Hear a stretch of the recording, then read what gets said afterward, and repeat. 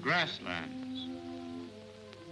A treeless, wind-swept continent of grass, stretching from the broad Texas panhandle up through the mountain reaches of Montana to the Canadian border. A country of high winds and sun. High winds and sun. Without rivers, without streams, with little rain.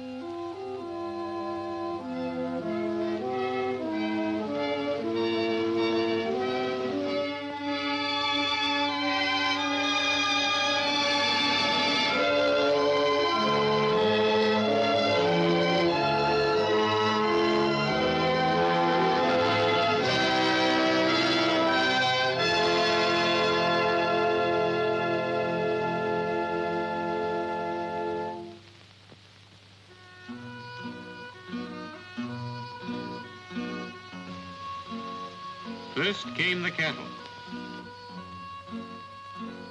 An unfenced range 1,000 miles long, an uncharted ocean of grass, the southern range for winter grazing, and the mountain plateaus for summer. It was a cattleman's paradise.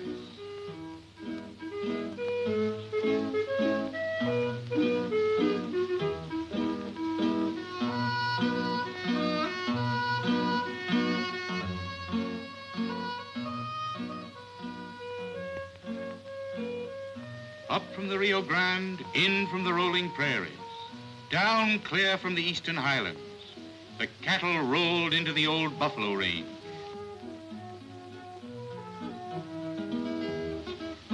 Fortunes in beef. For a decade, the world discovered the grasslands and poured cattle into the plains. The railroads brought markets to the edge of the plains. Land syndicates sprang up overnight, and the cattle rolled into the west.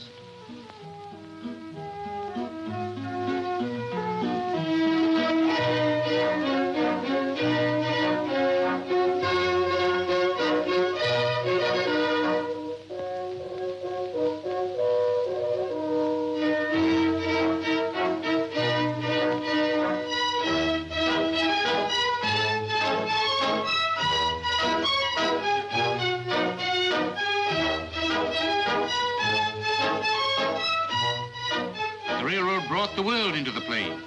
New populations, new needs crowded the last frontier. Once again, the plowman followed the herder, and the pioneer came to the plains. Make way for the plowman.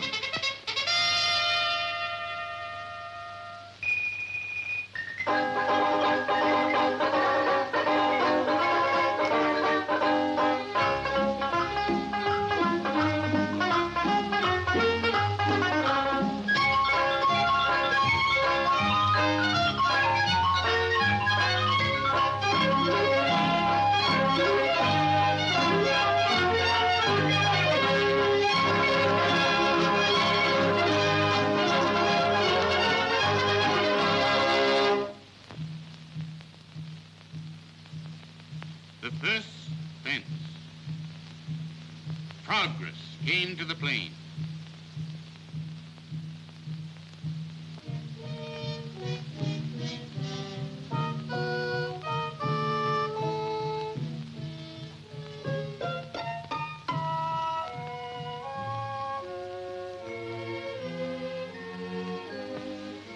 High winds and sun. High winds and sun. A country without rivers and with little rain. Settler, plow at your peril.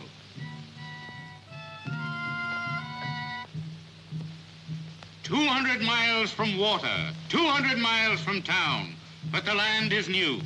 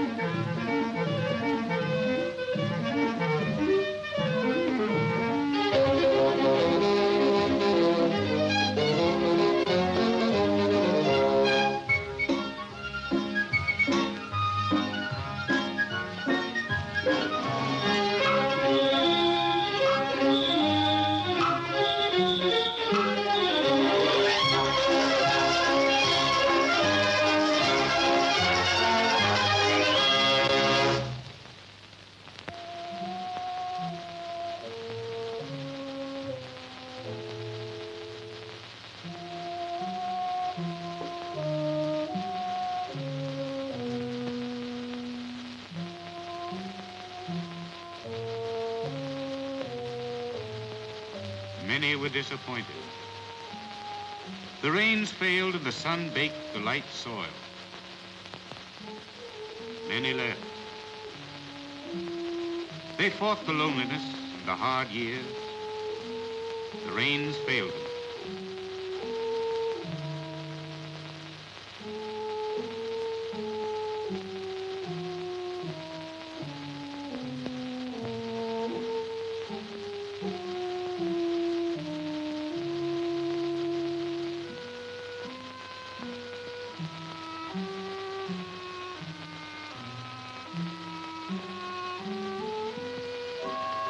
Many were disappointed.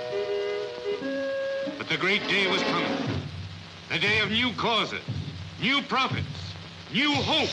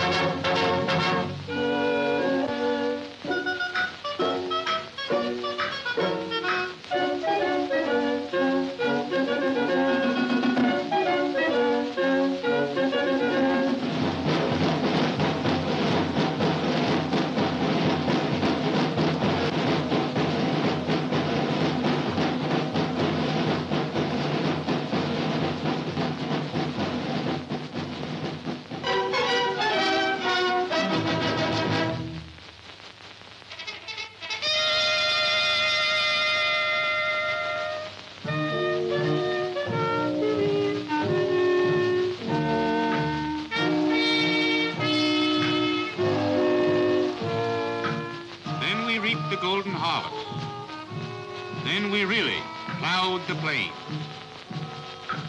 We turned under millions of new acres for war. We had the manpower.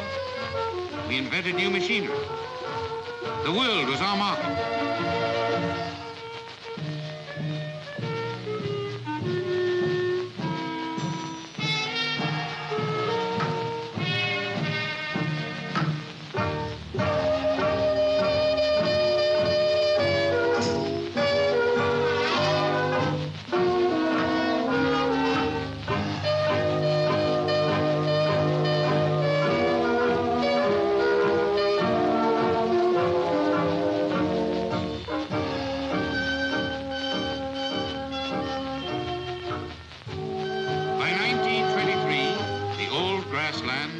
Become the new wheatland.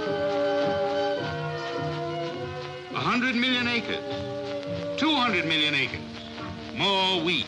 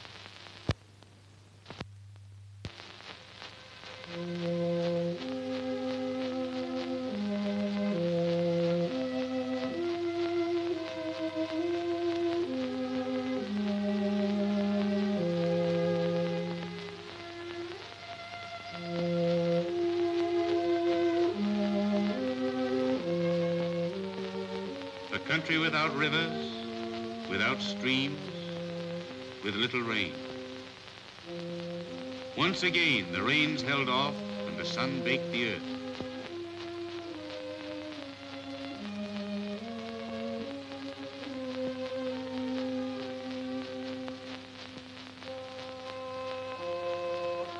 This time, no grass held moisture against the winds and the sun. This time, millions of acres of plowed land lay open to the sun.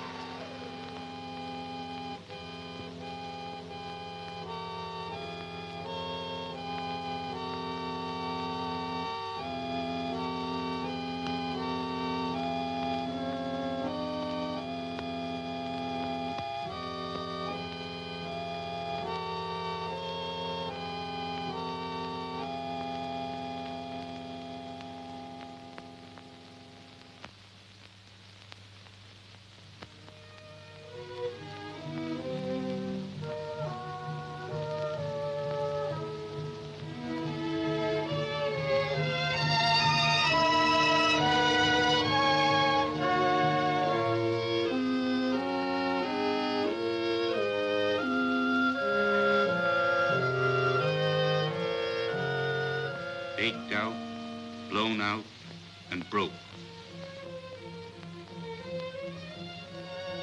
Year in, year out, uncomplaining, they fought the worst drought in history. Their stock choked to death on the barren land. Their homes were nightmares of swirling dust, night and day. Many went ahead of them, but many stayed until stock, machinery, homes, credit, food, and even hope were gone.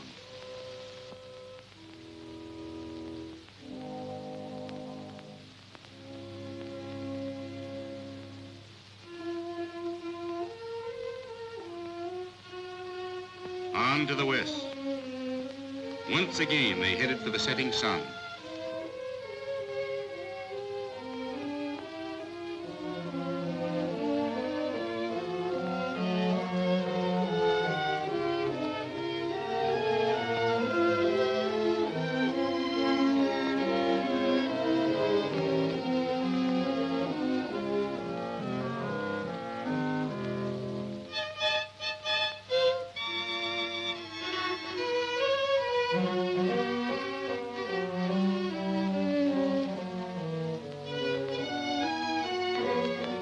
Once again, they headed west. Last year, in every summer month, 30,000 people left the Great Plains and hit the highways for the Pacific coast, the last border.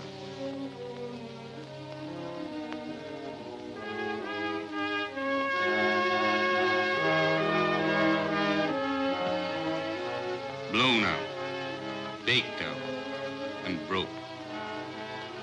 Nothing to stay for, nothing to hope for. Homeless, penniless, and bewildered, they joined the great army of the highway. No place to go, and no place to stop. Nothing to eat, nothing to do. Their homes on four wheels, their work a desperate gamble for a day's labor in the fields along the highway. The price of a sack of beans or a tank of gas. All they ask is a chance to start over, and a chance for their children to eat, to have medical care, to have homes again. 30,000 a month. The sun and winds wrote the most tragic chapter in American agriculture.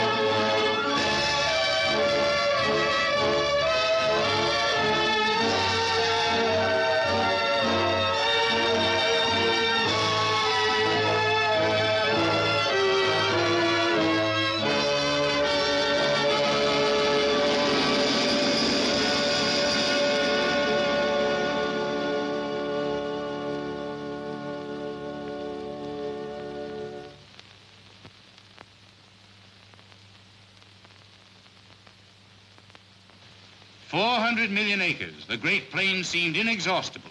Yet in 50 years, we turned a part of it into a dust bowl. We put too many cattle and sheep in it. We granted homesteads of rangeland that never should have been plowed. We tore up grass for war needs. We invented new machinery, making it possible for one man cheaply to plow thousands of acres. An unprecedented drought completed the havoc. There was no grass left to hold the light soil against the high winds. The 50-year record. 40 million acres of land ruined, perhaps forever. 200 million acres badly damaged. A great part of this vast area of damaged land can be saved. And the federal government has worked strenuously during the past few years to restore these lands. The Soil Conservation Service, the Forest Service, the CCC, and the Resettlement Administration are cooperating with the Department of Agriculture in working 65 land improvement projects in the plains. The Resettlement Administration will take title to 5,800,000 acres of this land and put it to its proper agricultural use. On a second front, the federal government is working to rehabilitate the stricken farmers of the drought area. Various emergency agencies have distributed millions of dollars in direct relief and thousands of farmers from dire poverty. The Resettlement Administration has loaned millions to farmers whose lands were not damaged beyond repair, but who needed seed, farm equipment, and credit in order to carry on. Most important, the Resettlement Administration is taking over 4,500 farms in the drought area, and it will move families from this land that cannot be farmed into natural agricultural districts. Model farmsteads such as this one being constructed in Nebraska are being built to house these resettled farmers, and they not only will be paid for their old farms, but they will be given a chance to buy their new homes on long-term credit. Modern equipment, irrigation, good lands, electricity, sanitation, schools. The Resettlement Administration is bringing these benefits to thousands who are left stranded and without hope.